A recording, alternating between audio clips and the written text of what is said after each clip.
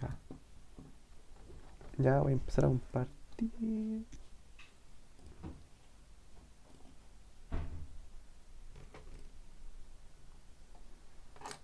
Ya se ve.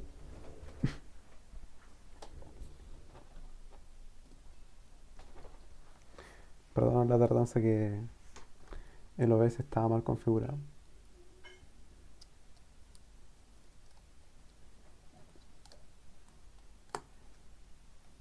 ¿Se ve o no se ve? Ya. Eh,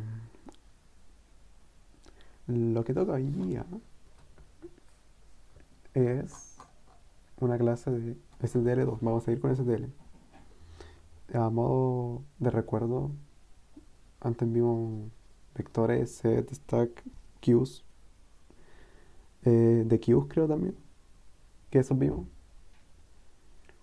Y eran como bastante simples, que eran como agrego cosas al final o adelante de la lista y quito cosas. Eran como bien sencillos. Pero en esta clase 4 lo que vamos a ver van a ser otras estructuras, o sea, otros contenedores que nos permiten hacer otros tipos de operaciones con distintas complejidades y son bastante entretenidos. Así que primero una introducción. Bueno, aquí es lo que dije recién de que vimos contenedores que nos hacían, por ejemplo, el vector que era la inserción y borrar último en node uno o buscar en node n. Pero básicamente todas las complejidades eran o de uno o de n para cosas como buscar o agregar. Entonces, en esta clase nos concentraremos en otros tipos de contenedores que nos permiten abordar otros tipos de problemas. Y los primeros dos, como más importantes, son el set y map. ¿Ya? Que ahora vamos a ver que los set y map se implementan sobre una estructura, así como para los curiosos, que se llama árbol binario de búsqueda. No es necesario que lo entiendan, en un futuro lo van a entender. Cuando veamos, no sé, en 4 semanas más creo que, no, 4 no, creo que en 6 semanas más, veamos algo que se llaman grafos y árboles, pero de momento sepan que existe y que setting maps se implementan sobre eso. Y a diferencia de los contenedores normales como el vector o el stack o la queue, donde insertar elementos o borrar elementos así se hace no de uno, aquí en setting maps las inserciones van a ser en tiempo logarítmico, que si se acuerdan, eh, voy a abrir esto. ¿A- ¿Alguien se acuerda cómo el tiempo logarítmico entre qué estaba? Estaba como entre O de n y el log estaba como por acá, así como que crece muy lento. Entonces, esto es n tiempo. Si se acuerdan de la clase de complejidad, una complejidad logarítmica es mejor que una complejidad O de n, pero peor que una complejidad O de 1. ¿Ya? Entonces, y los sitemaps nos permiten hacer inserciones en O de 1, digo, no, O log n, a diferencia del vector que es en O de 1. Así que a priori suena peor, porque las inserciones son más lentas. Pero, a cambio, estos contenedores permiten buscar elementos más rápidamente, mejorando el ODN de los vectores a log n. Y aparte, tienen la otra ventaja, y es que los elementos se guardan automáticamente ordenados. Entonces, vamos a empezar con el primero, que es como el más esencial, más fundamental, que es el set. Y de set, la palabra set es un término que viene del inglés en matemáticas, que la traducción sería como conjunto, la traducción directa de set. Y no sé en qué curso estaban, pero creo que ya han visto algo así como que es como operaciones en conjunto, seguramente en colegio, liceo, no sé. Pero para los que no sepan, tienen que primero entender que es un conjunto y lo vamos a definir ahora. Que de forma intuitiva un conjunto es una colección de elementos que no contienen repetidos. O sea, ¿a qué me refiero con eso? De que un elemento solo está o no está en el conjunto. Pueden verlo como un grupo de cosas, una colección de cosas. Y se suelen denotar con estas llaves bonitas, no sé cómo se llaman, estas de acá. Y aquí tenemos varios ejemplos. Por ejemplo, el conjunto vacío se denota con este como cero con un tallo o uno con un tallo, que es como así, aunque aquí me quedó horrible. Se denota así. Ay, no lo envié, perdón, gracias. Eh, gracias por acordar. ¿Dónde tengo esto acá? Hoy creo que tampoco la subí. No hice nada. No hice nada, nada de nada. Como que llegué y entré nomás acá. Ya entonces, ¿dónde estábamos? El conjunto vacío que es no tener nada, que se denota con eso. Y no sé, un ejemplo puede ser el conjunto de las vocales, que como pueden ver contiene los A, I, U, y ahí está. O el conjunto de los números naturales, pares, que este es un conjunto infinito, de hecho. Por eso tiene los tres puntitos acá. Porque tiene el cero, el 2, el 4, el 6 y sigue. Un conjunto infinito.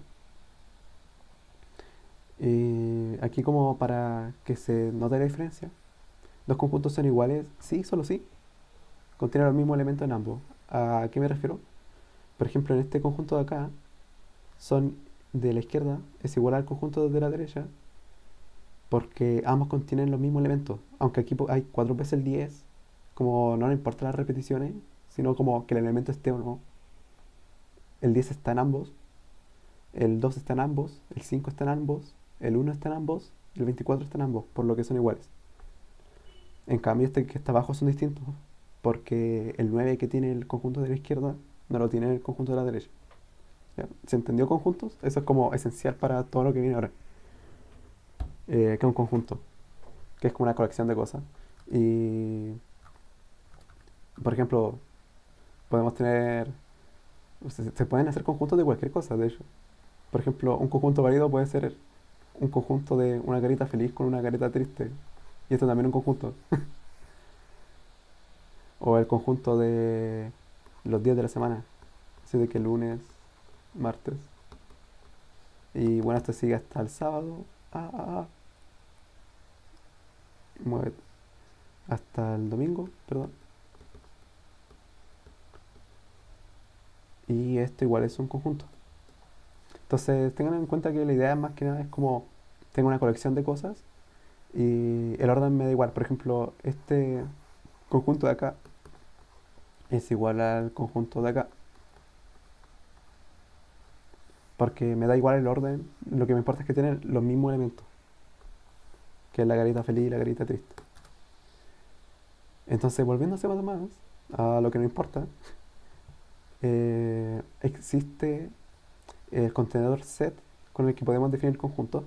Aquí STL podemos definir conjuntos utilizando set. Le pasamos el tipo.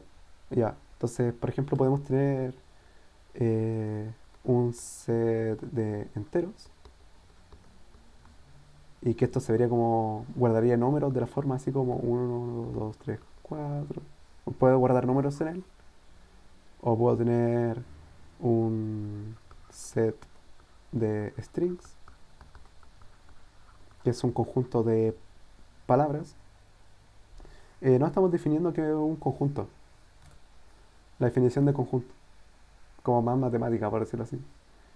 O un set de más sets, un set de sets de enteros, y que sería un conjunto que contiene conjuntos.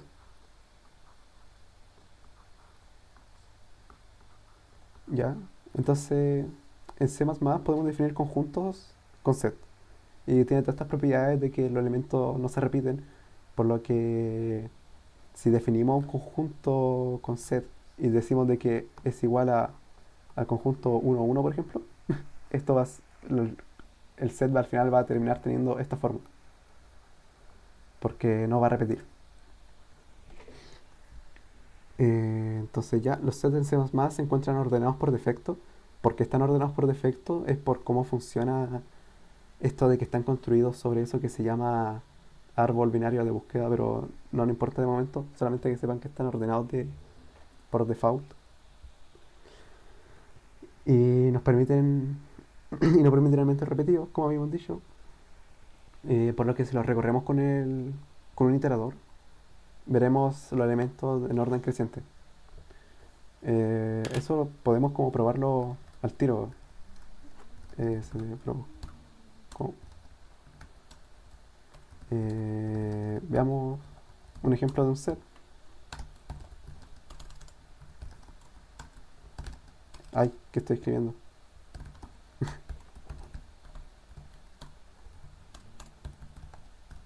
Ah, también, perdón, no tengo los coloritos. Van a tener que ver todo como en blanco y ya está.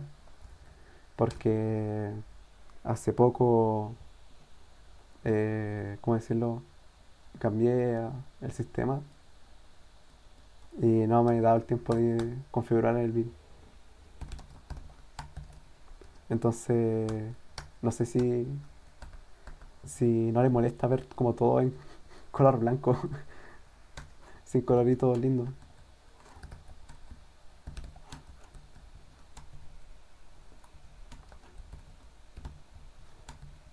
Tampoco tengo autocompletado de corchetes ni paréntesis.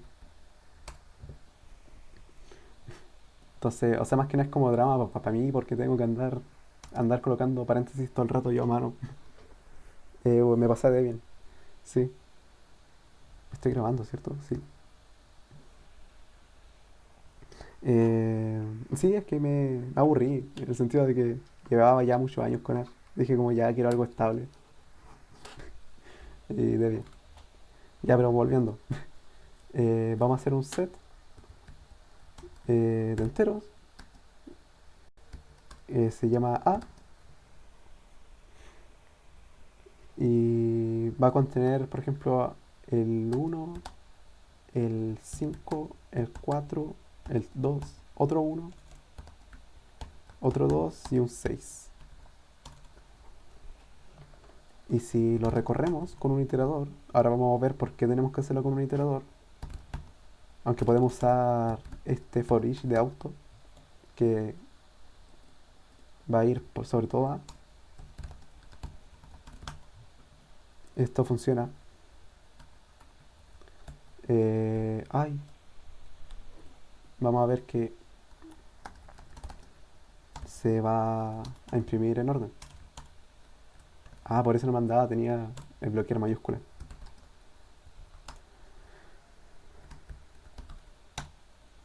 Y se imprimió en orden. Y por ejemplo, ese unos repetidos y dos repetidos que teníamos desaparecieron y solo aparecieron una vez. ¿Ya? Entonces, sigamos con los sets. Los sets tienen varios métodos. Los primeros cuatro que estamos acostumbrados de los contenedores anteriores de vector y así, que son los típicos, que es el begin, que es para un iterador al inicio, length para un iterador al final, empty para saber si está vacío o no, size para saber el tamaño. Ojo, este tamaño es del set como final.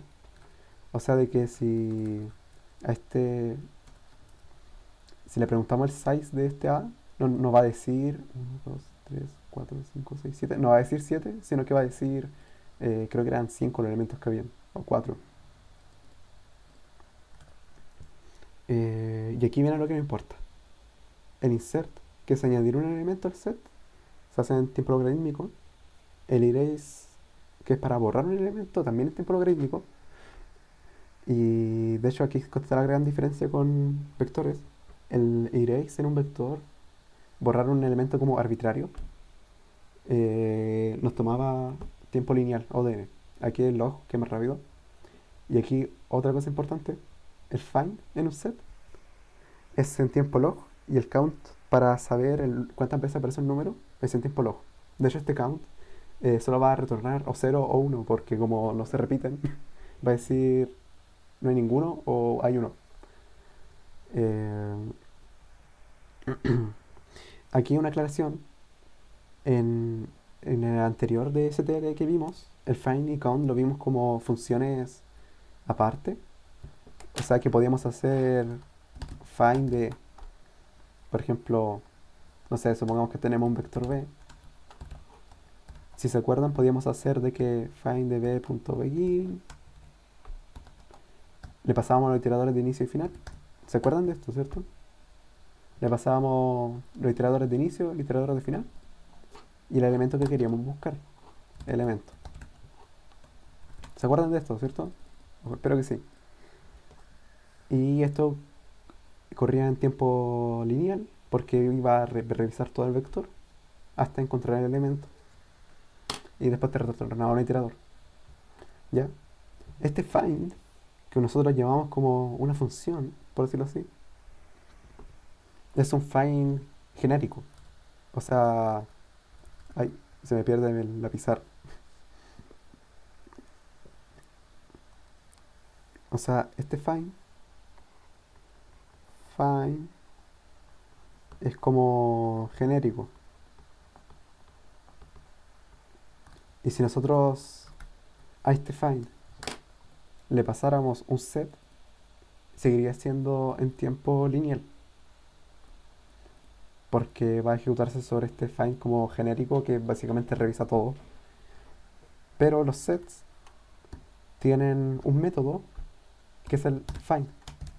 O sea que tienen como su propia implementación de find. Y este es el que corre en tiempo logarítmico. Y de hecho a este simplemente le pasas elemento. Porque ya lo busca en todo el set. Entonces este find genérico era ODN y el set.find. Este es el como poderoso. Poderoso en tiempo lineal. Digo, logarítmico. Ya, ¿se entienden las dos diferencias grandes? Lo mismo con el count. Va a ocurrir esto. Este find es más rápido que el find que vimos en la clase pasada. Pero solo está para los sets y los próximos que veremos a continuación.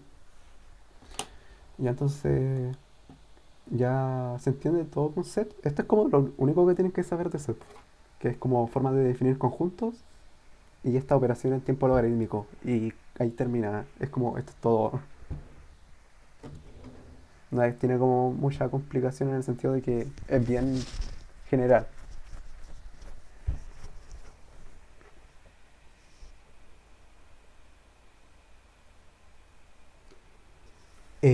Depende. O sea, ¿a qué me refiero con depende? Porque, por ejemplo, si eso es un set, las repeticiones se te van a desaparecer y se va a ordenar solo. Y tú tienes que ver si es que quieres eso o no te importa. Por ejemplo, ¿cuándo te puede servir un set? No sé. Si, si quieres chequear rápidamente, si, no sé, tienes dos vectores. Supongamos que te dicen de que tienes dos vectores. Ay, se me desapareció en la pizarra. Ah, ¿por qué? ¿Por qué no puedo? Ahí está. Supongamos que tienes dos vectores, vector uno y vector 2. Te dicen, ya, te van a pasar dos vectores. Y tienes que decir cuántos elementos del vector 2 pertenecen al vector uno. Te sale más rápido simplemente pasar todo el vector uno en un set y después chequear con el vector 2. Porque el chequeo te va a salir tiempo logarítmico en vez del tiempo lineal del vector uno. De la forma como tradicional que uno lo haría, que sería con un doble for, sería n cuadrado, pero aquí se saldría n log n. Entonces uno va jugando, uno va viendo si es que le conviene o no.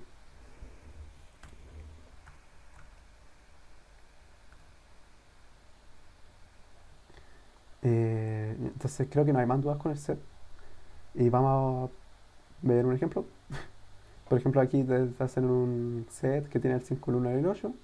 Insertan un 3, luego insertan un 5, pero este 5 no se va a agregar porque ya existe. Entonces ahora nuestro set es 1, 3, 5, 8 y ya está ahí nomás. Bueno, aquí busco un elemento, busca el 3. Y recuerden, si el elemento no está, te tira el punto end. Entonces por eso aquí chequeamos que sea distinto al final del set. Y si es distinto significa que el elemento estaba. Eh, Aquí borran el uno. Y bueno, esto es para el size. Y aquí nota, los sets no poseen el operador de este para acceder mediante índice. Este operador como de la llave corchetes. O sea, ¿a qué me refiero con esto? Nosotros con los vectores podíamos hacer de que vector uno en la posición 2 y esto nos daba el elemento de la posición 2. Elemento posición 2. Pero con los sets, esto no existe. No podemos acceder mediante índice. Y eso es por cómo está creado el set, que era con esa definición de que era con un árbol raro, así, que todavía no saben qué.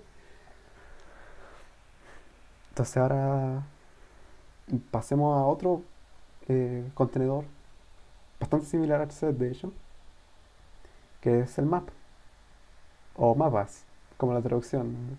Sí, no sé, soy el mapa, soy un mapa. Mapas son similares a los sets. Como la única diferencia que tienen es que cada elemento está definido mediante un far, un par de la forma llave-valor. ¿A qué me refiero con eso? Es que para uno acceder al valor necesita la llave. No se entiende mucho ahora que lo digo de la forma que lo expliqué, pero con el ejemplo creo que se va a entender mejor. Que la idea principal es que la asocia a un valor a cada llave. Y esta va a ser una llave única. Por ejemplo, si asociáramos personas con sus edades, sería un par, la llave sería el nombre y el valor sería la edad. Entonces tendríamos como el par Juan 20 o María 18 o Pedro 25. Entonces lo que hago es como a un nombre le asocio su edad. Bueno, aquí dice en este caso la llave sería el nombre y el valor edad. Para saber el valor necesitamos la llave. Es como bastante por nombre.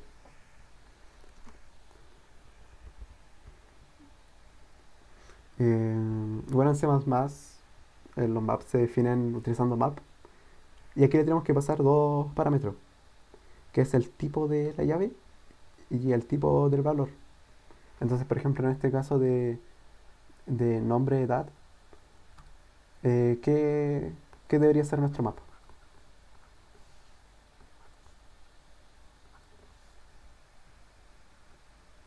Sí, string de enteros. Porque a una palabra, que es el nombre, le asigno una edad. A una llave le asigno un valor.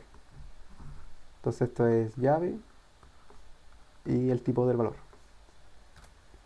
Bien, entonces al igual que los sets, los elementos se mantienen ordenados según la llave. No existen llaves repetidas, o sea, no puedo tener como dos Juan y que apunten a cosas distintas. Solo existe un Juan en mi map. Y las operaciones principales, que eran insert, erase, find y count, esas funcionan en tiempo logarítmico, igual que el set. Y bueno, aquí como más explícito, los más poseen los siguientes métodos, los típicos de begin, end, empty, size, en o de uno. Y lo que había dicho recién, el insert, el erase y el find, en logarítmico, tipo logarítmico. Ahora, viene ¿cómo decirlo? Una nota, insertar en un, o sea, insertar, borrar o buscar en un mapa. De hecho, solo insertar y borrar, lo voy a escribir mejor acá para que se entienda. En un mapa, en un mapa, insertar y borrar.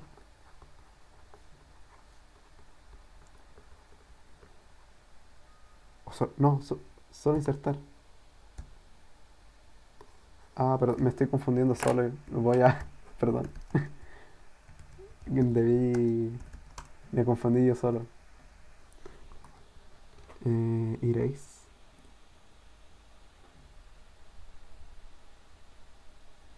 Erase. Sí, pero uno podría ser. Ya.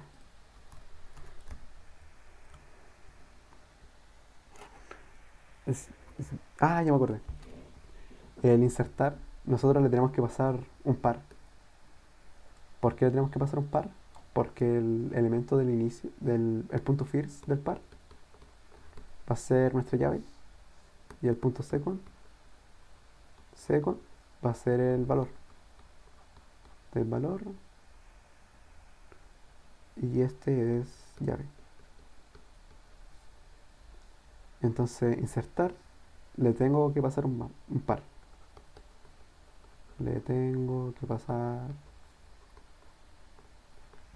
un par. Y claramente el par tiene que coincidir con el como definimos el mapa.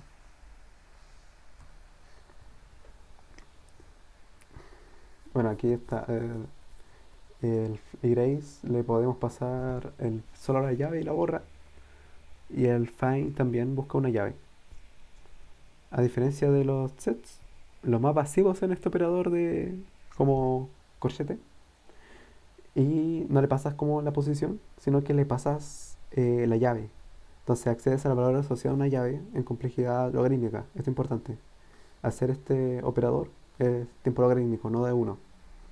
Si la llave no existe, la crea automáticamente con un valor por defecto. Por ejemplo, si son enteros, lo crea con valor cero. Si son strings, creo que lo crea con el string vacío, creo. O sí, creo que así, si es de vectores, un vector vacío y así va. Y bueno, aquí vamos a tener un ejemplo del mismo ejemplo que teníamos antes, que era nombres con edades. Entonces tenemos un mapa de string int, de edad. Aquí estamos insertando Juan con 20. Aquí, como pueden ver, estamos usando el operador de las dos corchetes. Y como antes no existía, los está creando en el momento. Entonces se crea el par Juan, 20. Luego crea el par María, 18. Y si ahora imprimiéramos la edad de Juan, nos diría 20, porque Juan está asociado al 20. Y aquí está lo que dije, de que el insert le tiene que ser como un par, porque tenemos que pasar qué llave vamos a colocar y con qué valor. Entonces estamos insertando Pedro con la edad 25 y luego estamos borrando a Juan. O sea que solamente tendríamos a María y Pedro. Nos quedarían. Y también cuando uno los itera, así como con el auto, eh, es como el mapa está definido como con pares, va a devolver un par. Entonces accedes con punto first a la llave, punto second en el valor. Bueno, aquí lo decía. Punto first representa la llave y el punto second el valor asociado. Una utilidad de los mapas podría ser, por ejemplo, eh, un mapa de frecuencia, bastante útil. Esto es una aplicación muy directa y no solo para programación competitiva.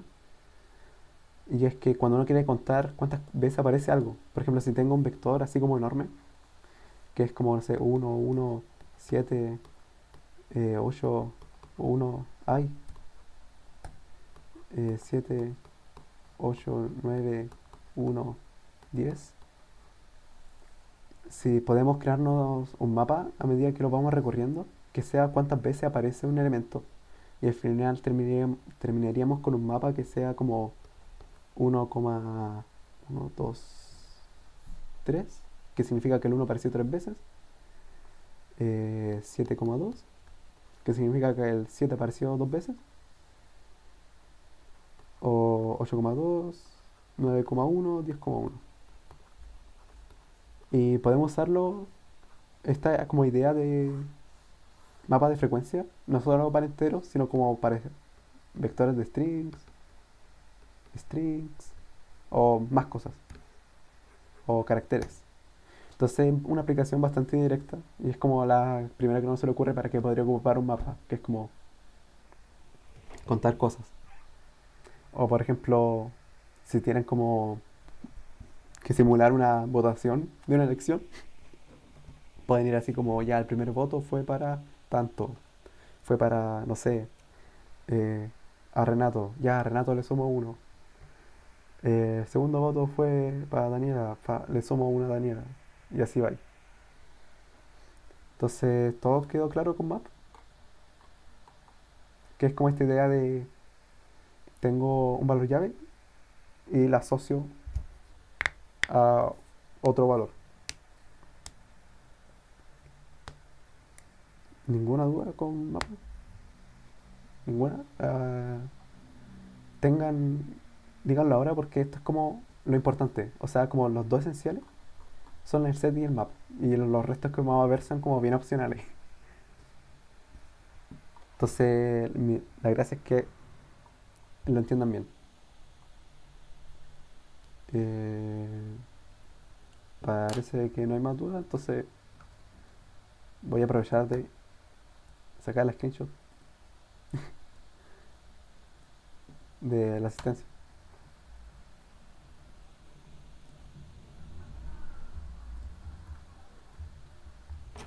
Ya, entonces ya vimos set, ya vimos mapa. Entonces ahora vamos a ver otro que es bastante como intuitivo por el nombre, que se llama multiset. Y no sé si se acuerdan, lo vimos hace poco, que los sets no permiten elementos repetidos, solo aparecen una vez.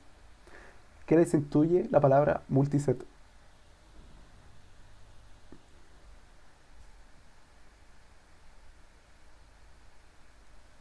¿O qué es esa idea si les digo multiset? Como en vez de un set voy a usar un multiset. ¿Cuál sería como la diferencia? Como que se les ocurra nomás. Muchos sets, bueno, también se pueden verlo así. Pero no es esa.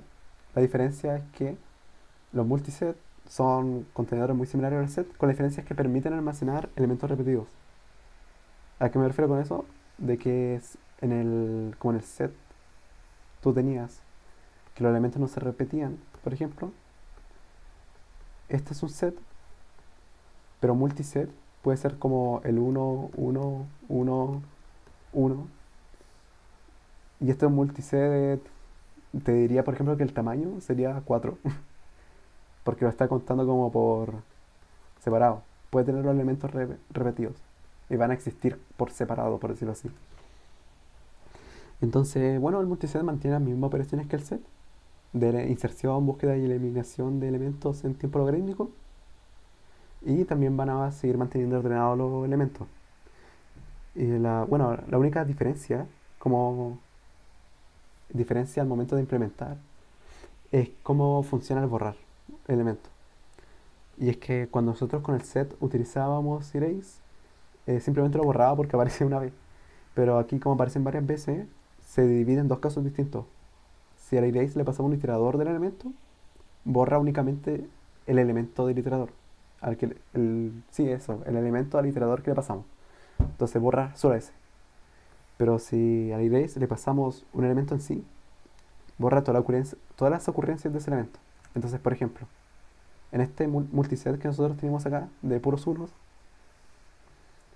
si supongamos que teníamos un iterador ahí, que apunta a este uno. Este iterador apunta a este uno de acá. Si nosotros hacemos, bueno, esto lo vamos a llamar multiset, o sea, AMS de multiset. Si nosotros hacemos erase del iterador, el multiset que nos va a quedar va a ser el uno uno uno, que es haber borrado este uno de acá. Pero si ahora nosotros hacemos multiset.erase de uno, que es borrar los elementos que son iguales a uno, se van a borrar todos los elementos iguales que uno y vamos a terminar con el multiset vacío, porque todos eran uno si se borran todos. Entonces esa es la diferencia de cómo se comporta el erase en el multiset. Entonces le paso un iterador, es como bórrame este en concreto. Pero si le paso el elemento, borra todas las veces que aparece.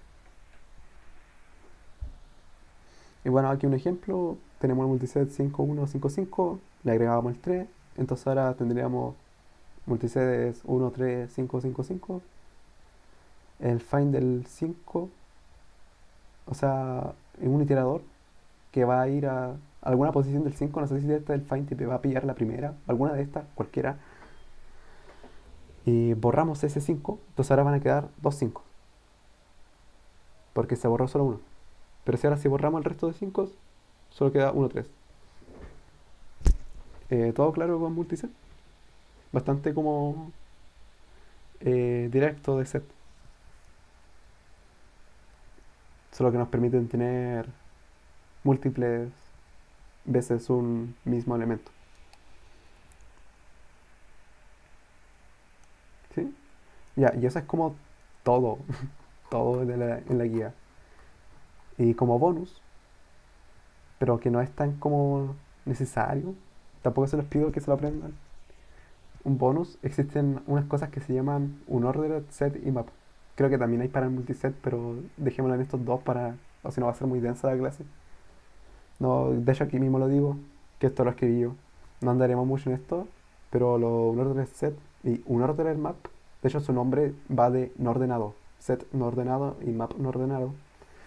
Son contenedores similares a set y map, con la diferencia que no mantienen sus elementos ordenados. Eso es como todo. De hecho, por eso el nombre, un orden. En su lugar, en vez de usar como un árbol de búsqueda, como habíamos dicho con lo otro, usan una estructura basada en algo que se llaman tablas hash, que no se los voy a pedir que entiendan qué es, pero que nos permite hacer inserción, búsqueda y eliminación en promedio casi de uno. O sea, en promedio, el average. No es necesariamente de uno, pero sí en promedio más rápido.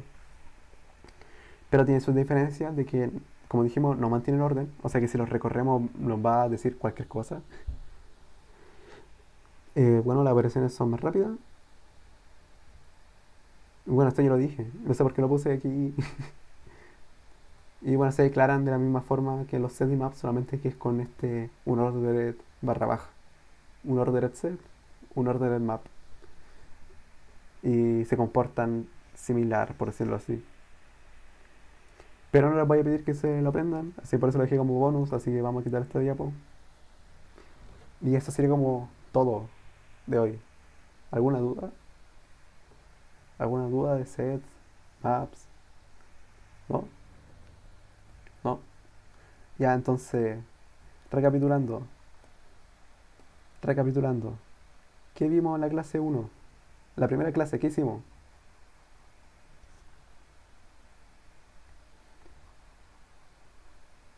Sí, fue repaso de cosas, de las bases de C++, ¿cierto? Bases de programación, perdón. Bases de programación. En la segunda clase, ¿qué vimos? Complejidad computacional, ¿cierto?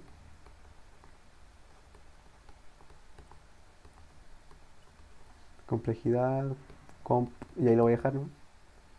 Y ahora hicimos dos clases de STL. Ya, para que sepan nomás, sin contar complejidad computacional, todo esto es el curso formativo que estamos haciendo en paralelo a ustedes. Entonces, en teoría, como que ya terminamos como lo básico de lo básico, que esto eran repaso, era repaso STL.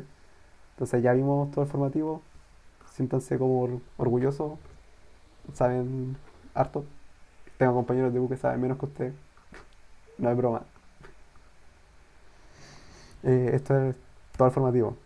Entonces, como que ahora estamos, las clases que vienen, vamos a ver. Sí, sí, sí. La clase que viene, bueno, la clase que viene vamos a ver otra cosa que sigue siendo CTL, pero después de esa como que ya vamos a pasar de las materias más entrete. Sí, porque como que igual a mí me gustaría ver cosas más entrete, pero esto es necesario que lo entiendan. Entonces, sí, vimos todo el formativo y como que hasta aquí llegan ellos. Y termina como su año o semestre, no sé cuándo termina, en el semestre creo, a fin de semestre. Eh, Creo que no había ninguna duda. No sé si estos no eran de no duda, que se me olvidó. Ya. Eh, Les voy a pasar el este, el contest. Y lo voy a subir al este, a la página, que no la subí. Después lo hago así. ¿Se pueden meter por ahí o no?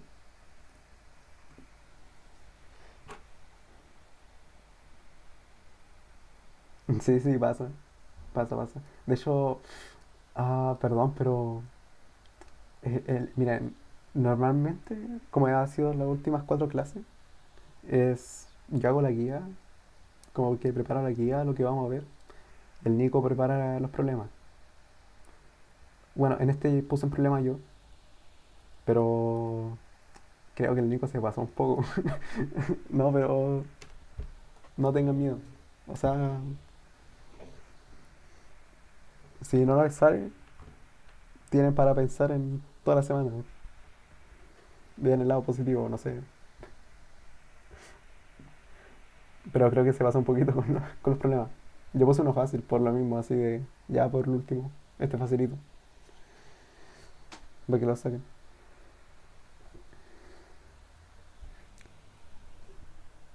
O sea, igual, no están tan difíciles. Hay uno nomás que está como más. Ah, sí, sí, ya te está ahí en la screenshot. Y te vi como casi todo el rato. Eh,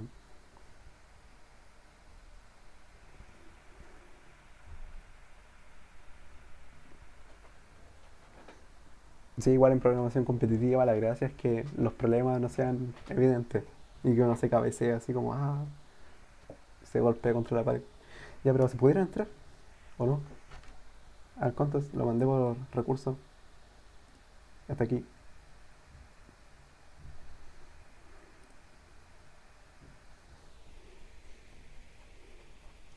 Para que si quieren veamos el primero en conjunto, después los dejo que lo hagan, porque hoy día terminamos relativamente temprano, queda 1 hora. Chao Renato. Eh, ¿Quieren ver el primero en conjunto o no? Les voy a dejar un tiempo para que lo lean, no sé, un minutito.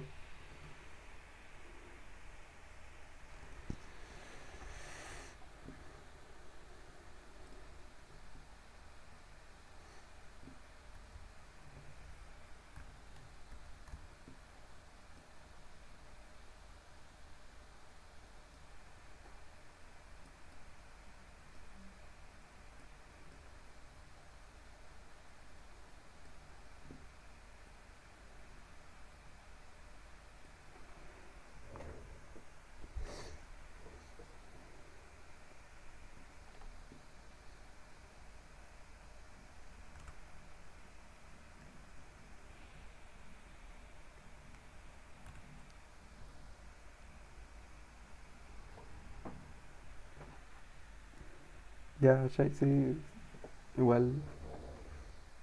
Ah, bueno, ya se fue. Ya, nadie me respondió. ¿Lo quieren ver en conjunto o no? Porque si no, los puedo liberar ahora a los grupos.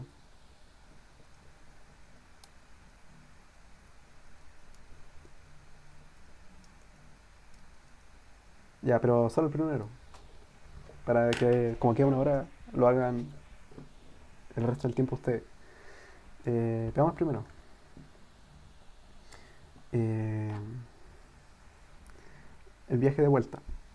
De esto los traduce el Nico. Él suele traducir los problemas. Francisco, tras superar el desafío de Diana, zarpa de inmediato hacia Algópolis. Creo que antes se llamaba Algoritia, pero ya. Para poder inscribirse en el torneo. De camino, se encuentra con un grupo de piratas que intentan robar. Por lo que Francisco, para defenderse, les reta un duelo. El problema que les propone es el siguiente. Les darán una array de A de largo 2n. Todo entero X que pertenezca al rango 0 a n-1 aparece exactamente 2 veces en el array. El trabajo de Francisco es encontrar un subarray A sub L a su L hasta su R, tal que este sea palíndromo y que su mix de este subarray sea máximo sobre todos los subarrays. Debe decir este valor máximo. Bueno, aquí una nota que el mix del array es el mínimo entero no negativo que se encuentra. Te dan casos de prueba que van a ser 10 a la 4. El tamaño de la lista va a ser 10 a la 5 más. Y los valores llegan hasta n. Y está garantizado que cada entero aparece dos veces. Y bueno, esto de que nos garantizan que la suma de todos los casos de prueba del n sea lo más 2 por 10 a 5 es para que ocupemos como este como un n general. Ya. Primera observación. ¿Saben qué es el MEX? ¿Se entendió lo que es el MEX? Eso es como importante. la, la definición de MEX.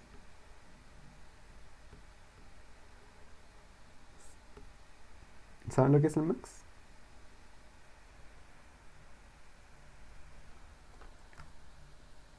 XD, chao.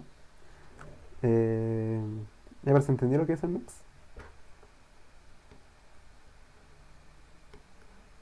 Eso es importante, porque si no, para que entiendan el problema.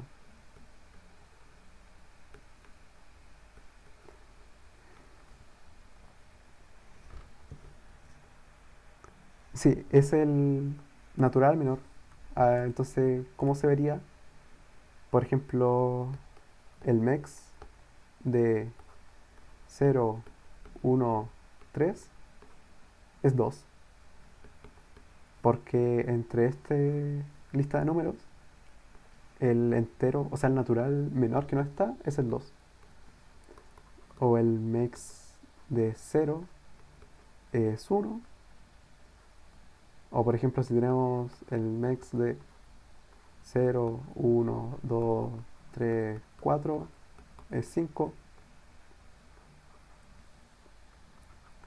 O el MEX de 1, 2, 3 es 0. Es básicamente el menor número que no está en la lista. Ese es como el MEX. ¿Ya? Entonces, primero partamos entendiendo el enunciado. Entonces ya nos van a pasar un n y nos van a definir una lista o un vector, arreglo, como quieran llamarlo, de tamaño 2 a la n. Digo 2n, 2 por n. 2 por n.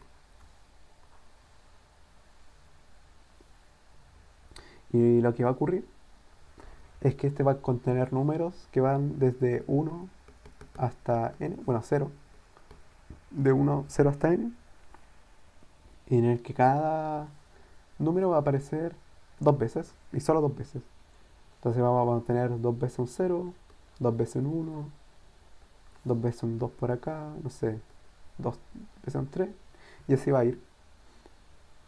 Por eso el tamaño es 2 por n, porque van a estar los n números dos veces. Entonces lo que nos piden es el MEX más grande de un palíndromo. Entonces primero partamos, que es un palíndromo. Recuerdo, un palíndromo, en este caso de lista de números, es que es igual al derecho y al revés, por decirlo así, o al darlo vuelta.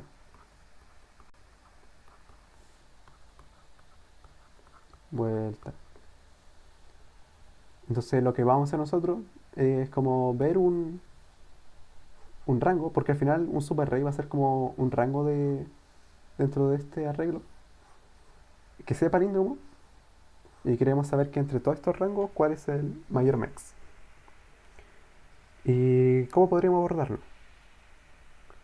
¿Alguna observación clave que alguno tenga, si es que se le ocurre, que pueden ver?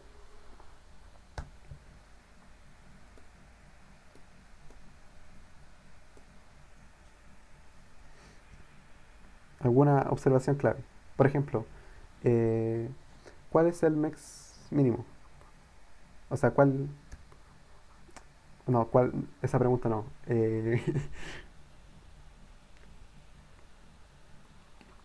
¿Qué max sí o sí está?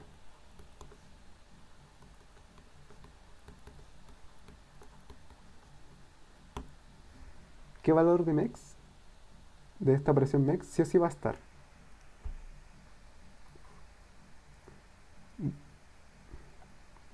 Bueno, sabemos de que si elegimos algún número, por ejemplo el uno, podemos elegir el rango como eh, de un solo elemento, que va a ser un rango de tamaño uno, y el max va a ser cero. O sea, de que el cero siempre está. O sea, siempre puedo formar el max cero. Siempre puedo formarlo. Pero hay otro. ¿Qué otro número siempre puedo formar?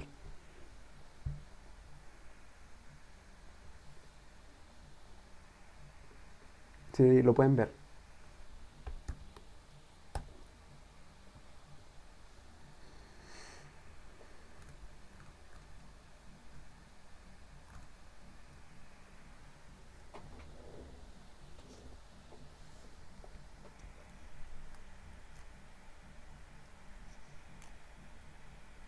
No se lo ven, no lo ven tan evidente. Si no se les ocurre, digan que no saben nomás. Si no se les ocurre.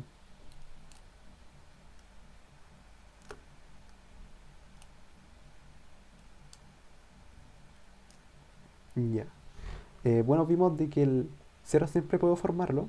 Porque si elijo, no sé, este 3 o este 2, el, el hacer max de un solo elemento, siempre va a faltar el cero.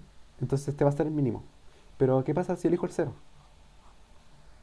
Un solo elemento que va a ser el cero. ¿Cuál va a ser el max de cero? Que de hecho lo vimos antes. Uno. Entonces, como voy a tener, siempre voy a tener el cero, por como está definido en nuestra lista de que contiene n elementos repetidos dos veces, el cero siempre va a estar. Por lo que siempre puedo tener uno. Tener uno. Por lo que nuestro, como respuesta,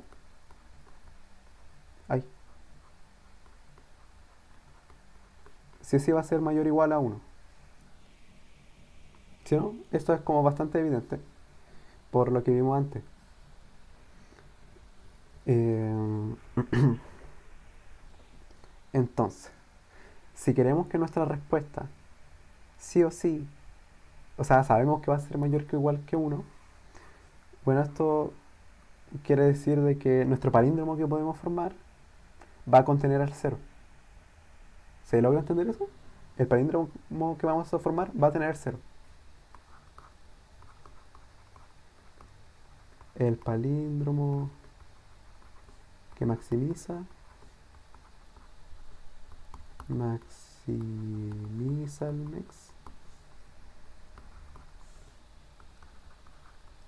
siempre tiene el cero.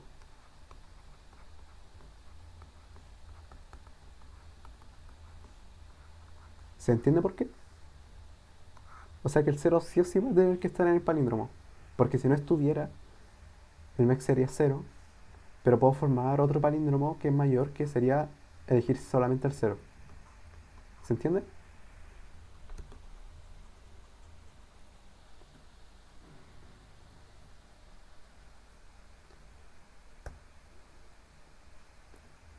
Creo, si no suena muy convincente, pero creo que se entiende de que vamos a elegir rangos y como siempre el rango como de elegir solo uno es palíndromo, el max de cero, de solo elegir el cero me da uno. Por lo que si elijo algún palíndromo que no contenga el cero, este, el max va a ser cero, pero eso va a ser menor que haber elegido solo el cero. Por lo que estoy obligado a que mi palíndromo como maximal, por decirlo así, siempre va a tener que contener al cero para que sea máximo. Porque si no va a existir otro que va a ser mayor que él. ¿Ya? Entonces tenemos esa propiedad de que el palíndromo que maximiza el mex siempre tiene el cero. Entonces, si tengo un palíndromo, sabemos de que un palíndromo tiene como... La propiedad que tiene es que tiene como una especie de centro, ¿cierto? Si es que es un palíndromo impar, por ejemplo, A, B, B, A, en este caso el centro es esta B, pero si es un palíndromo par, el centro es como nada, por decirlo así. Como que son iguales, como que el centro es nada o el centro son estos dos. Jamás que el centro es solo este.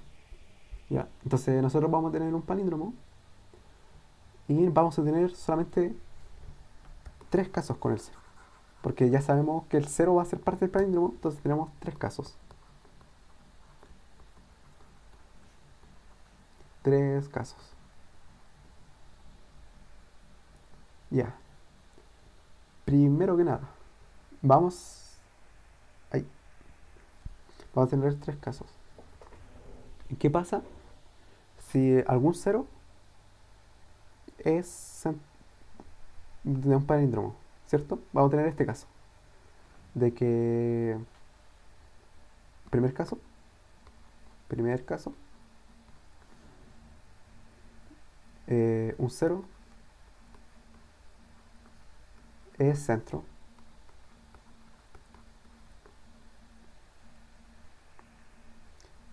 Y si un cero es centro, podemos tener también otro caso, segundo caso, que es el otro cero, porque recuerden que tenemos dos ceros sí o sí. El otro cero, distinto a este cero, ojo, distinto, el otro cero es centro del palíndromo. ¿Y cuál es el otro caso? Si se les ocurre. Ya dijimos de que el cero tiene que estar sí o sí en el palíndromo. Y aquí tenemos dos casos de que uno que sea un cero sea el centro o que el otro cero sea el centro. ¿Cuál es el otro caso?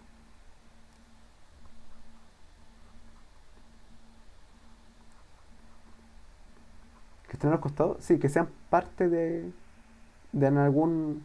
Por ejemplo, si tengo como el siguiente palíndromo, en mi centro está acá, es que tenga un cero acá y otro por acá. Y estén como a la misma distancia del centro. Porque como es palíndromo. ¿Ya? Entonces, tercer caso, eh, el cero está en alguna parte rara, en alguna parte del palíndromo. Ah, los ceros están en alguna parte del palíndromo distinta al centro, distinta al centro. Y estos van a estar emparejados, por como es un palíndromo, tienen que estar como reflejo, por decirlo así, en posiciones, sí, a la misma distancia del centro. Entonces, ahora que tenemos estas propiedades, eh, ¿qué se les puede ocurrir? Ahora creo que sale un poquito más evidente, porque estas son como las propiedades claves para resolver el problema.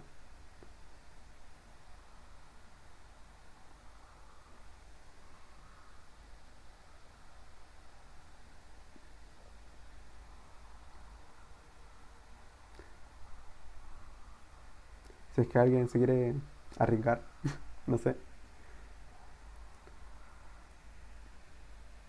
Ya parece que no era tan evidente. Pero vamos, como tenemos estos tres casos de que un cero es centro, o que el otro cero sea centro, o que sean parte como del palíndromo, primero, para estos que sean parte del palíndromo, vamos a tener que el cero, no sé, van a estar en una posición uno y este va a estar en una posición 2. El centro lo podemos calcular a mano, ¿cierto? Porque va a ser como la mitad entre estos dos, sí o sí. Y entonces podemos simplemente, ¿qué pasa? No, mejor lo voy a formular de otra forma. Tengo tres centros de palíndromo, que son los que sacamos recién, que era el palíndromo que me da este cero, me da un centro, ay, este me da un centro, esta propiedad me daba otro centro, y esto de que estuvieran en alguna parte del palíndromo, como dijimos de que tenían que estar simétricos, esto igual me da otro centro de palíndromo. Entonces vamos a tener tres centros. ¿Qué podemos hacer con esos tres centros?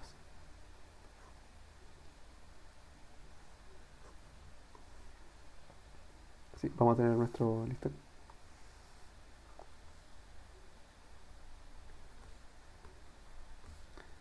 Vamos a tener tres centros. Supongamos que aquí estaba el cero y aquí está como el medio.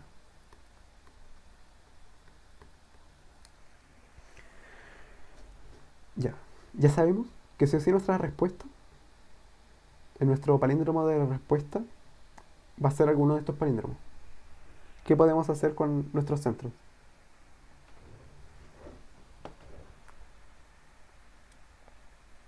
¿Qué podríamos hacer? Bueno, sabemos que un centro, eh, el centro por ejemplo que contiene solo el cero, supongamos de que era como uno 0 1 2 2 y este era el centro. Este es nuestro palíndromo, ¿cierto? Porque el solo es palíndromo. ¿Qué podemos hacer con este palíndromo? Podríamos seguirlo agrandando hacia la izquierda y la derecha y formarnos otro palíndromo, ¿cierto? Porque si lo de adentro es palíndromo, eh, y ambos son iguales, puedo seguir agrandando este palíndromo, ¿cierto? No sé si esto es clave que lo entiendan para resolver el problema. De que si te pasa un centro, puedo ir expandiendo el palíndromo hacia los lados en forma simétrica.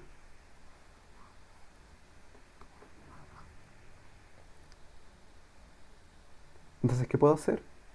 Para cada centro, expandir y encontrar el palíndromo mayor, el palíndromo más grande, porque este me va a contener la mayor cantidad de números. Vamos a encontrar los palíndromos más grandes. Y ahora que tengo estos palíndromos, ¿qué puedo hacer? Como que estoy muy cerca de la respuesta. ¿Qué hago ahora? Que tengo estos palíndromos como ya hechos. Que sé de que la respuesta va a ser alguno de estos palíndromos.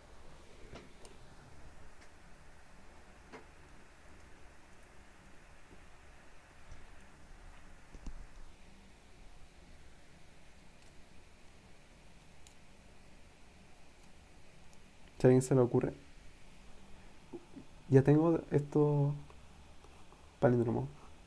¿Qué puedo hacer para obtener la respuesta? Sigo que ya son como todo lo más grande que pueden.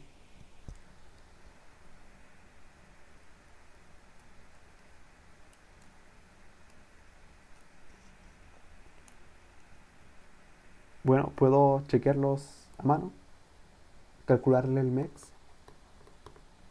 y quedarme con el más grande de los tres. Y esa sería mi respuesta. Entonces mi respuesta sería el más grande de los MEX.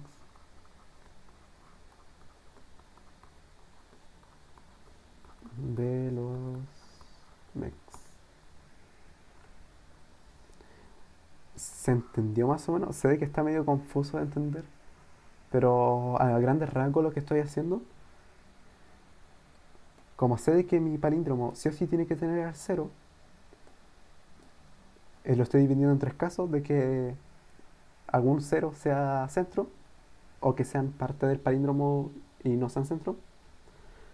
Y entonces ahora estoy dividiéndome en estos tres casos, que es como ya, con el primer cero, ¿cuál es el palíndromo más grande que puedo formar? Este. Con el segundo cero, ¿cuál es el palíndromo más grande que puedo formar? Este otro. Y en el tercer caso, que era de que sean parte de un palíndromo, veo el medio, ¿cuál es el más grande que puedo formar? Y este palíndromo le saco el mex. Y me quedo con el más grande. ¿Se entiende ahora por qué esto me da la respuesta? Esto es como importante antes de ponerme a programar.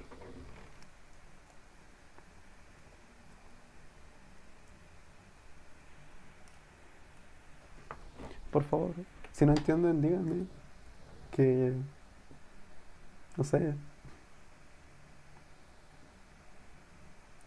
porque lo puedo explicar de nuevo.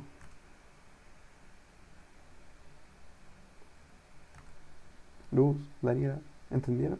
Se lo puedo explicar también.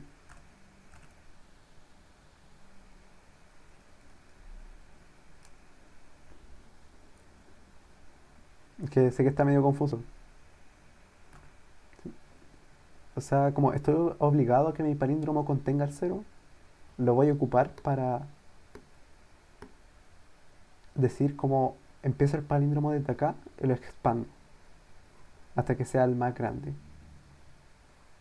Porque me va a contener la mayor cantidad de números y el mex no me va a cambiar. Si es que, por ejemplo, agregar este número me iba a faltar este otro.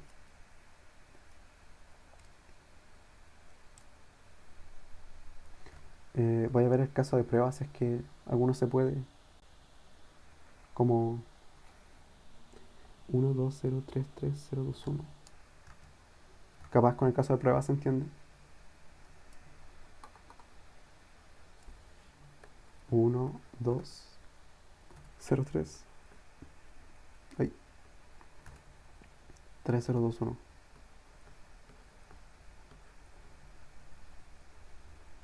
Lo que nosotros estamos haciendo es, vamos a obtener las dos posiciones de los ceros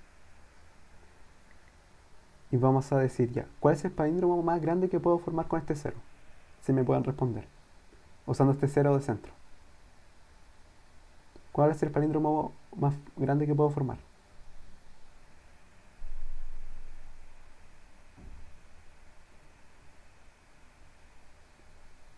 Hasta el 3. ¿Por qué? Si ustedes dicen palíndromo de tamaño 3 sería este. Me refiero usando a este cero como centro. ¿Qué palíndromo puedo formar? Este claramente no es palíndromo porque el 2 es distinto que el 3. Entonces, es como dice Daniela, es el palíndromo de tamaño 1, que es solo este cero. Para este palíndromo,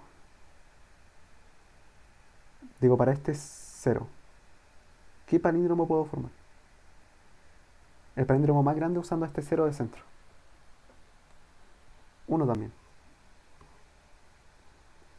Y ahora el otro clave que hacíamos, que era, ya, está el otro caso, que era de que el centro estuviera entre medio de estos ceros, que sería en este caso aquí, o sea, estos dos.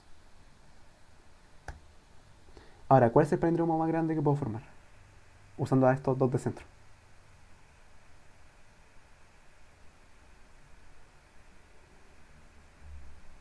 8, ¿sí? Que es todo, básicamente. Que es usando centro de estos dos. Entonces teníamos dos palíndromos, digo, tres palíndromos, que eran el cero y todo. ¿Cuál es el mex de cero?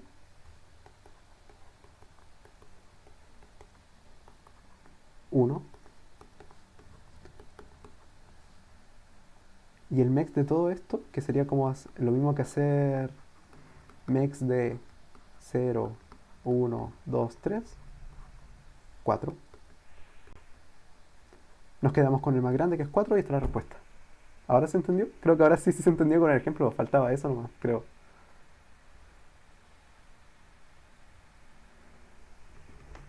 Mateo, Constanza Luz.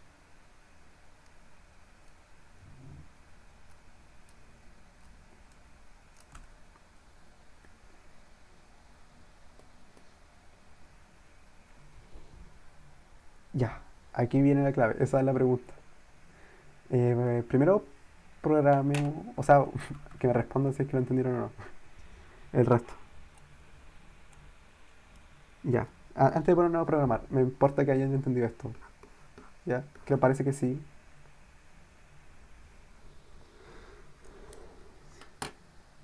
Ya. Entonces ahora programemos y vamos viendo sobre la marcha. Ahí. A.cdp. Ya escribimos las cosas esenciales.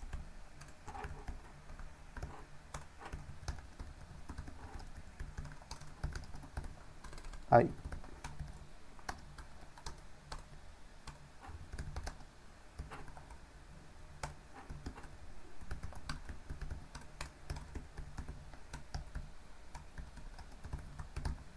Si me equivoco en algo, díganme nomás porque no tengo nada para corregir. Y puede que me falte en algún momento un paréntesis porque no se me ponen solos. Ya, entonces nos pasan T casos de prueba. Y T, los leemos. Y esto es algo que hago yo, que me define una función sol. Que es más que nada porque no me gusta que esté intentado dos veces. Pero tengan en cuenta que básicamente lo que hago es para cada caso de prueba hago este sol. Y este sol es simplemente lo que hace es leer la lista y entregarme la respuesta. Entonces me van a dar un n. En cada caso de prueba me dan un n, que sería en este caso este 4 por ejemplo. Y luego me pasan una lista de números. Vamos a usar una lista estática porque da igual, no va a cambiar. No, saben que de hecho no. Vamos a hacer otra cosa. Olviden esto. Vamos a definirnos globalmente un n y globalmente nos vamos a definir un vector. ¿Ya? Por si acaso, que lo de clara y global, ahora cualquier función lo puede utilizar. Entonces, nos vamos a leer el n. ¿Y qué tengo que hacer con el a? Si se acuerdan de STL1 de la clase anterior. No la de hoy día, la de la semana pasada. Si quiero que tenga tamaño n. ¿Qué hago con el a? Le quiero cambiar el tamaño a n.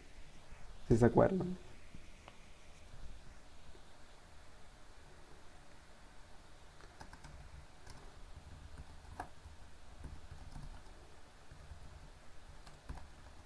Si alguien se acuerda. ¿Cómo le decía al vector?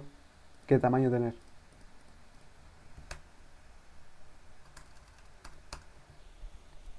No puede ser.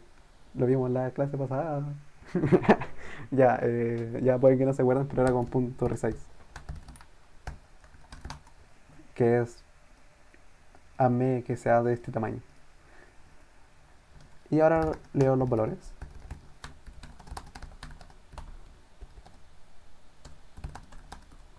Ahí. Leo el vector en esa posición. Entonces, ahora, ¿qué es lo que hacemos nosotros? Buscábamos las posiciones de los ceros. O sea, primero teníamos que saber dónde estaban los ceros, ¿cierto? ¿Dónde estaban los ceros? ¿Cómo podríamos saber dónde están los ceros?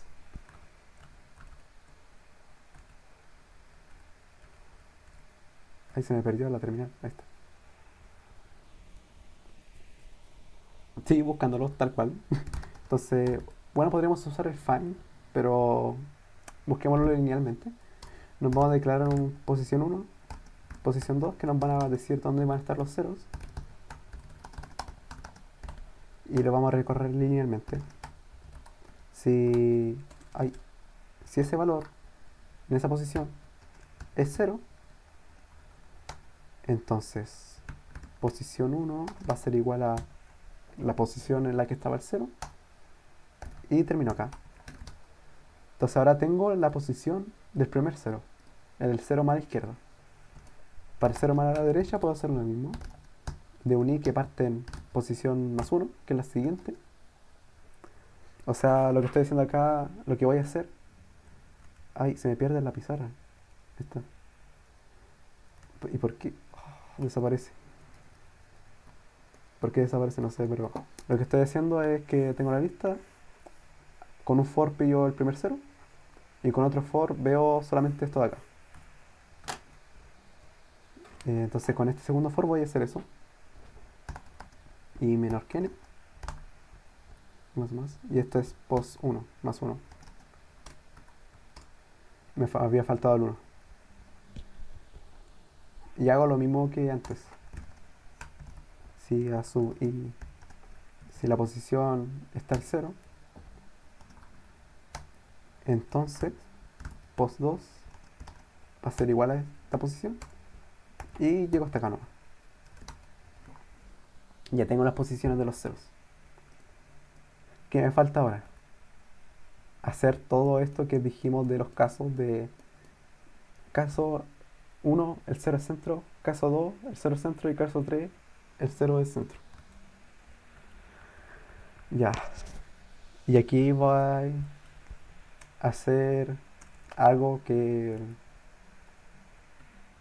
le puede servir si en algún momento tienen que implementar palíndromos. Pero me voy a definir otra función. Otra función me voy a definir que sea palíndromo. Y esto es lo que me va a revolver. ¿Qué paréntesis? ¿En dónde? ¿En dónde? Tengo miedo. No, no veo. Ah, no, no es necesario.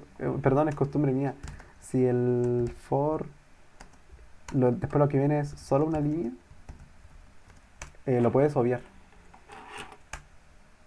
Perdón, es costumbre mía. Pasa que este if te lo toma como una sola línea. Porque es como... No sé si se entiende. Pero para no confusiones, mejor sí lo podría colocar. Sí, sí, igual gracias. De ahora en adelante los voy a poner porque si no, no queda muy explícito. Ya. Vamos a hacer un palíndromo que me va a retornar el mex del palíndromo más grande. Sí, o sea, tampoco es como tan útil. Es como uno se acostumbra nomás. Y de hecho, sí, eso. Vamos a hacer un palíndromo. O sea, una función que me va a retornar el mex del palíndromo más grande. Entonces le vamos a pasar los centros. Estos valores, nosotros después los vamos a llamar con los valores, las posiciones del centro. Ahora van a entender por qué les puse L y R. Ya. ¿Cómo va a funcionar esta función? Ay, eso sonó muy redundante. ¿Cómo va a funcionar esta función? Eh, pero lo que va a hacer esta función es lo siguiente. Vamos a tener nuestro vector. Le vamos a pasar un L, o sea, perdón, un L y un R contiguos. O puede ser, por ejemplo, si mi palíndromo es par, entonces el L y el R van a ser distintos y van a apuntar a dos posiciones contiguas. Pero si quiero de que el L y el R sean un centro único para un palíndromo impar. Van a ser iguales. L igual a R, que van a apuntar a una posición. Y lo que voy a hacer es, con en esta función, es ir incrementando este L y R hasta que ya no pueda más. Eso voy a hacer. Entonces nos pasan un L y un R. Y ahora hago lo siguiente. Mientras L mayor que 0 y R menor que N y A de L igual al valor de A sub R, voy a incrementar el palíndromo. ¿Cómo lo incremento? Bajando el L, que es hacer este paso de como pasar el L para acá o una posición para allá, el R, y eso lo hago restándole 1 a L y sumándole 1 a R. Y al final de esto el L y el R van a estar en la posición más grande al final de ese while. Me van a quedar, por ejemplo, acá y acá. Entonces, ¿qué podemos hacer ahora para, mientras hacemos esto, sacar el MEX? Si a alguien se le puede ocurrir. Igual si yo lo puedo decir, si a nadie se le ocurre después. ¿Qué podríamos hacer?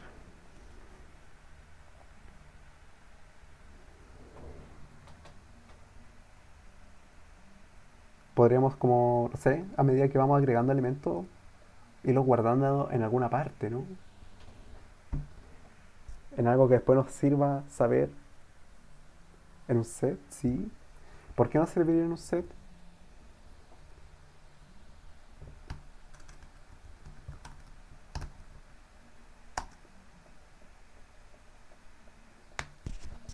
Eso mismo. Ya entonces vamos a hacer setInt, que sea... ¿Cómo lo podemos llamar a esto? ¿Está? No. Valores. Ya está. Y, y ahora, cuando nosotros incrementamos el palíndromo, significaba de que eran iguales el L y el R en posición. Entonces, este es parte del palíndromo y lo agrego mis valores. Ah, ¿cómo lo insertaba? De hecho, creo que lo dije. ¿Cómo lo ponía, lo agregaba al set? Ah, sí, creo que está medio confuso. Lo que hace es que esto, estos primeros dos es para que no se salga del vector. Básicamente, estos primeros dos que estoy haciendo es porque si el L está acá, no quiero pasarme afuera. O si el R está acá, no quiero pasarme afuera del vector, que aquí no hay nada y me va a crashear el programa. Entonces esto va a incrementar hasta lo que más puede, mientras sean iguales, que significa de que es parte del palíndromo.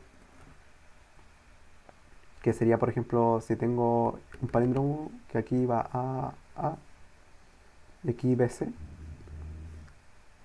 mi L era este, mi R era este. Aquí igual va a intentar incrementar, pero no va a incrementar porque el B es distinto que C, entonces mi palíndromo era hasta acá nomás. Ya, entonces, ¿cómo agregaba a un set?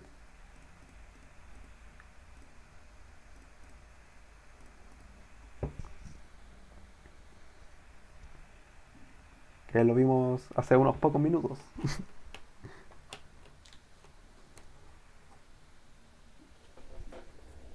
Agregar un elemento al set. Sí, al set.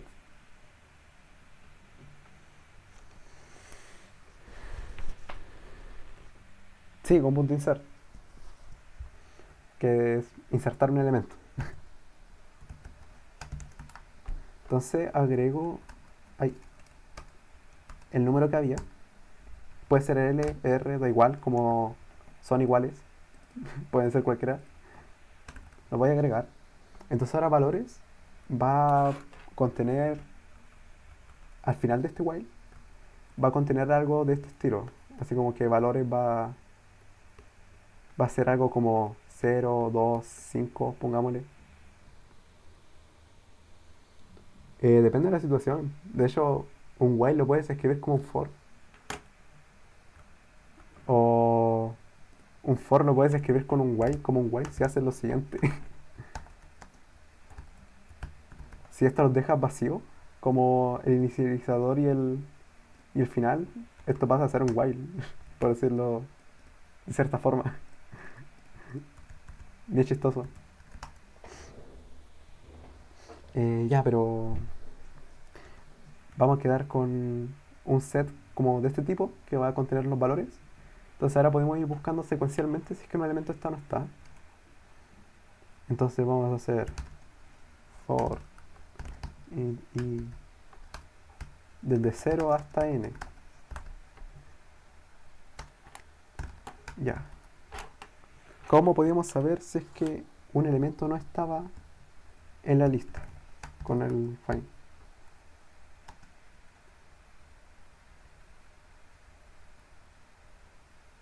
Si es igual al iterador, ¿cuál iterador?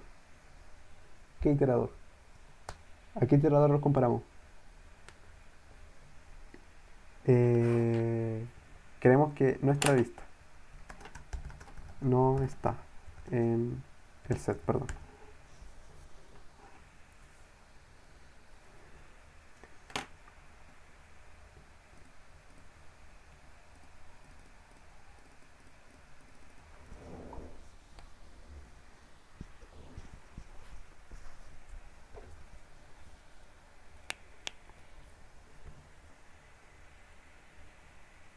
O sea, ocurre cuando el iterador que me devuelve este find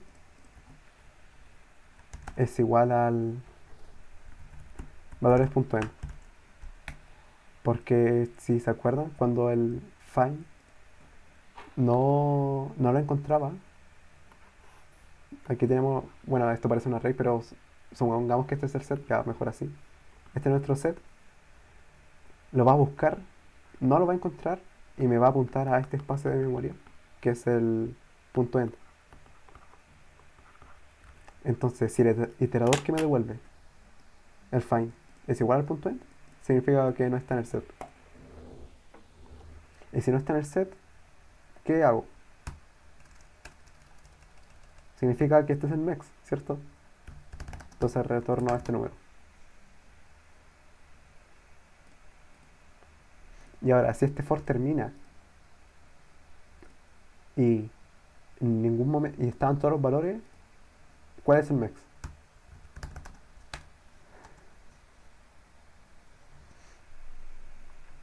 Si este for llega a terminar, ¿cuál sería el mex?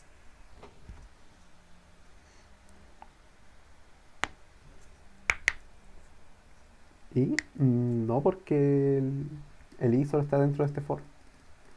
Este for termina, ya no encontró ningún valor que no estaba. Significaba que están todos los valores desde 0 hasta n-1, porque este es un menor estricto. Entonces, ¿cuál sería el mex? Voy a tener algo así como, si termina el for, significa que valores es algo como 0, 1, 2, taca, taca, taca, n-1. ¿Cuál sería el mex de esto?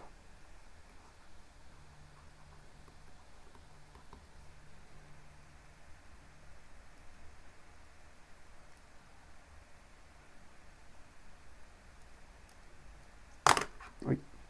Sí, n, que es el siguiente menor que no está en la lista. Entonces, si este for termina, significa que estamos en este caso y el mex es n. Y como que ya lo tenemos casi listo, ¿no? Porque ¿qué nos falta? Ya tenemos para sacar el mex de un palíndromo maximal.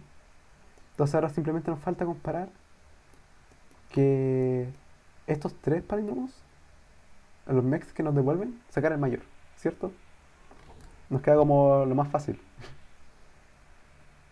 Entonces, tenemos las posiciones de los ceros y vamos a crearnos aquí un ans que va a ser igual al palíndromo.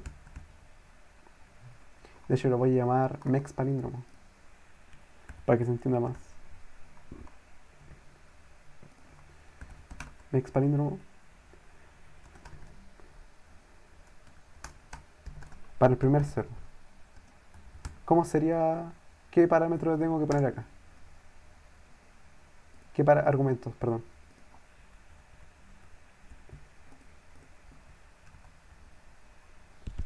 Si el primer cero está en la posición uno, ¿cuál sería mi L y R inicial? La posición uno, ¿cierto? Que sería eh, o sea, la posición del primer cero, que sería que estoy en este vector, el primer cero estaba acá, entonces pos 1 es este, entonces mi L va a ser igual al R, que va a ser igual a pos 1, que sería comenzar desde este número, el while.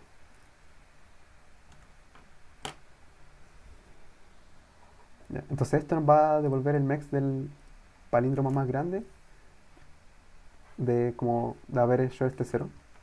Y vamos a hacer lo mismo con el otro cero.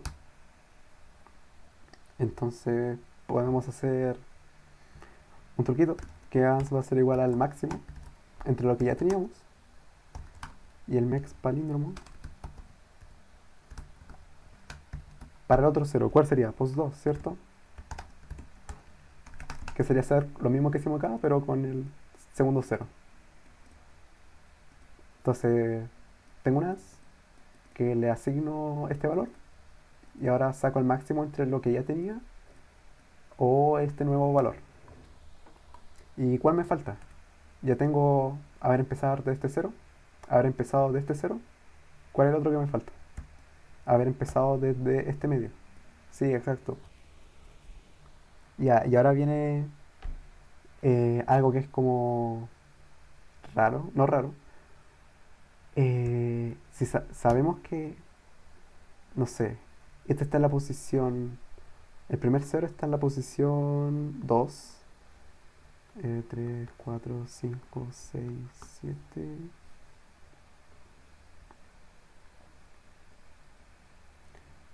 8.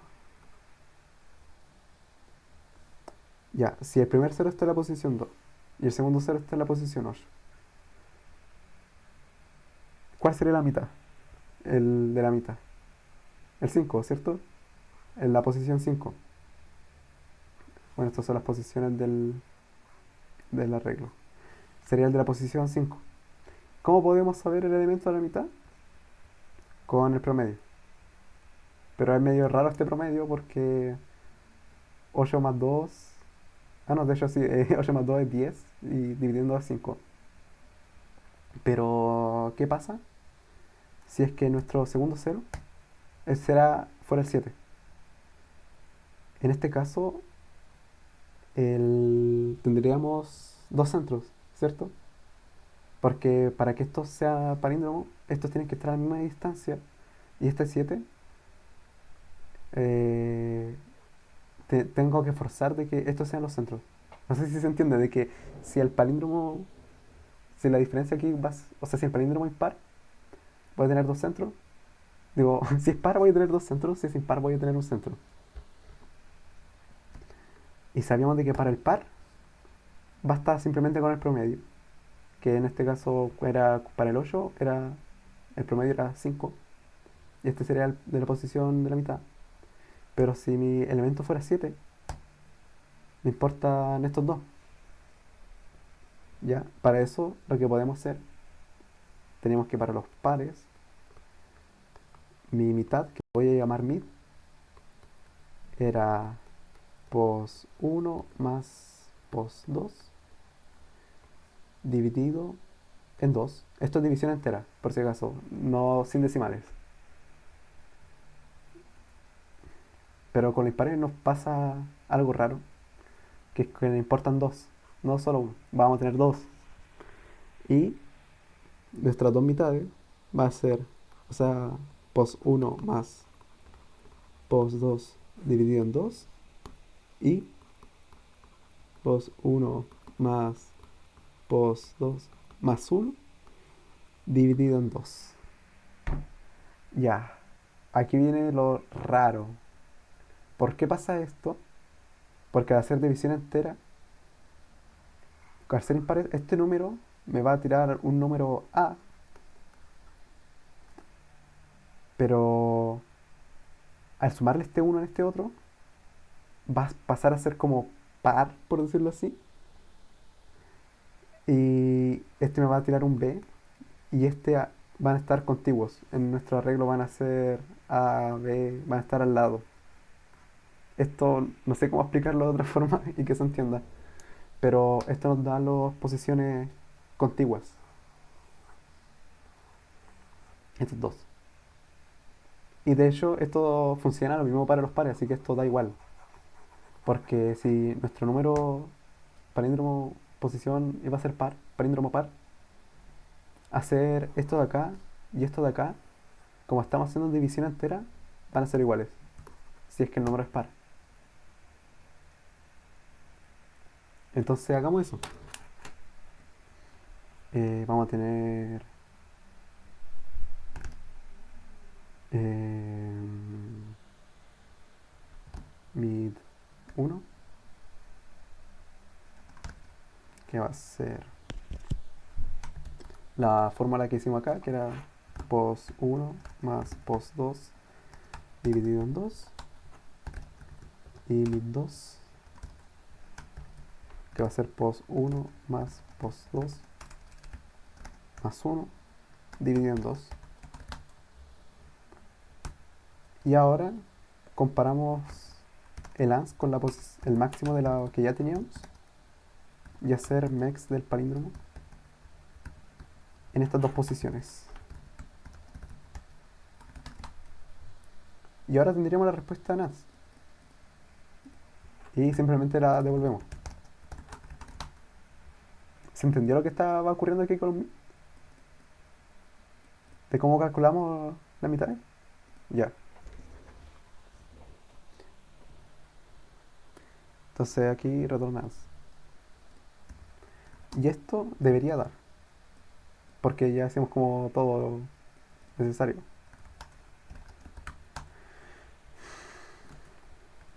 A ver. Probemos.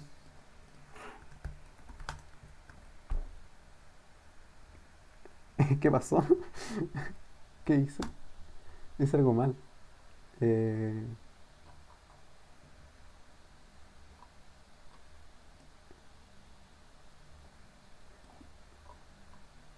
ah, ¿Qué falló? Ah, como que paró en pleno proceso, por eso se copió como mal. A ver, lo voy a hacer de nuevo.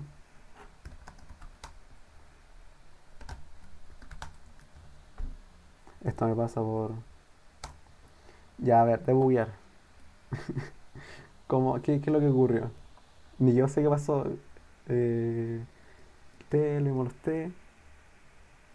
Yo también, o sea, no sé por qué falló. O sea, me dio mal porque está parando entre medio. O sea que en algo me escribí mal seguramente. Vector A, luego en el sol leo N, preseleccione, leo N, pos 1, 1, y son iguales, cambio esto, termino, y posición 1, son iguales, asigno posición 2, primer 0, me exprimo posición 1,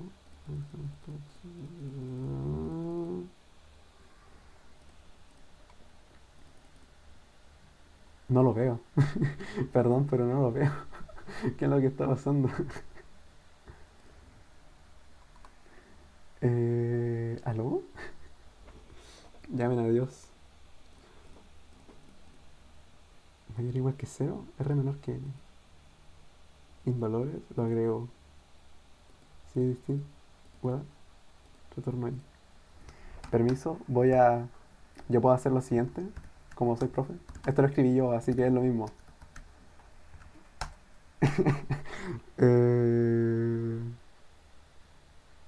ya sé qué pasó. Ya. Oh, fui muy estúpido. Recuerden de que nos pasan un valor de n y el vector tiene el tamaño, el doble. ¿Se acuerdan? Ya, yo nunca lo estoy cambiando. Eh, entonces a.resize va a ser hasta 2 por n. Voy a leer los valores hasta 2 por n. Aquí lo mismo, 2 por n. Sí, olvidé multiplicar por 2. 2 por n. Eh, y ahora en el palíndromos, r menor que 2 por n. Y eso era, creo que eso era.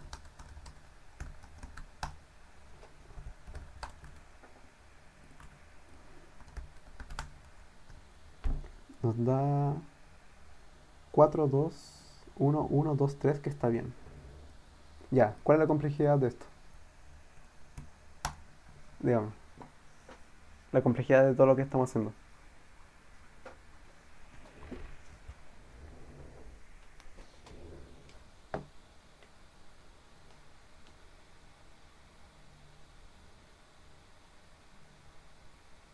Dos n. ¿Por qué sería 2n? Ya. ¿Qué es lo más pesado que estamos haciendo? Ya, descompongamos este solve. Aquí estamos haciendo 2n. Aquí estamos haciendo lo mismo de 2n. Y aquí estamos haciendo palíndromo para algún n. Y en palíndromo esto se va a extender a lo más n. Así que esto va a ser O de n. Pero, ¿qué ocurre acá?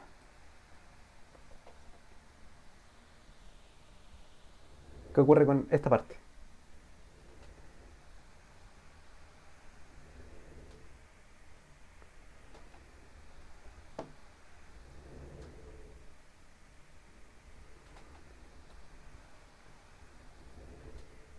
Estamos haciendo para cada n un punto find. ¿Y cuál es la complejidad de hacer un punto find en un set? Log. Entonces, si lo estamos haciendo para n veces un log, la complejidad es n log n. Entonces, nuestro algoritmo que diseñamos. Ay, ¿qué le pasó a mi lápiz? Ahí está.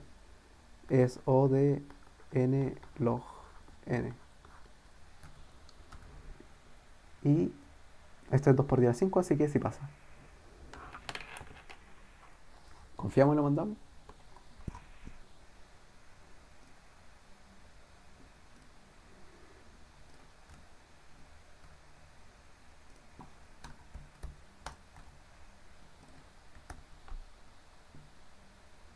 Sí, la clave era darse cuenta de que esto era lo más pesado que estamos haciendo. Que para cada n hacemos log.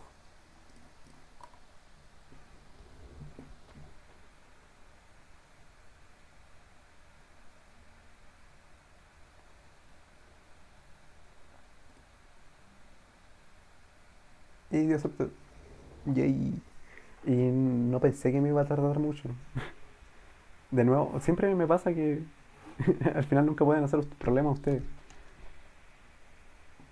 El Nico como que speedrunea y le queda como 40 minutos para que hagan los problemas. Yo siempre me tardo más. Voy a dejar de grabar.